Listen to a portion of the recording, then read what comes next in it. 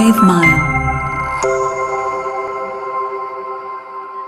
kulanti wacan oo wanaagsan daawadayaal halka naga daawanaysaan waa kanalka maqaltiyo ugu dambeyn xabsiga ayaa loo taxaaway islaantii ka duubtay muuqaalka gabadha yar ee u shaqeynaysay taas oo ku sameynaysay tacaadiga iyo argagixinta oo aad muuqaalkeeda aad ku wada aragteen baraha bulshada hase yeeshee dowladda Somaliland ayaa ku soo jawaabtay muuqaalka gabadha yar ayagoo xabsiga u taxaaween islaantii fadlan intaan idin la wadaagin muuqaalka channelka subscribe saar sidoo kale gambalka fursa uga mid noqotid daawadayaasha ugu horeeya nagu soo biir sida uga mid noqotid asxaabteena waxaa jira muuqaal qof waliba oo daabto naxdin ku abuuri lahayd kaas oo ah gabar yar oo shaqaale ah taas oo ay muuqaal ka soo duubtay islaanta ay u shaqeynaysay ayadoo ku tilmaamaysay waxyaabo badan oo la yaab leh haddaba in badan oo naga mid ah muuqaalkeena way daabteen inta aan daawaninna waxaan leeyahay hore u soo daabta muuqaalka ka horeeyay xeer alaalinta Somaliland oo islaanta dacwad ka gudbiyeen kadibna xabsiga u taxaaween intaan ku kulmi doonno muuqaalka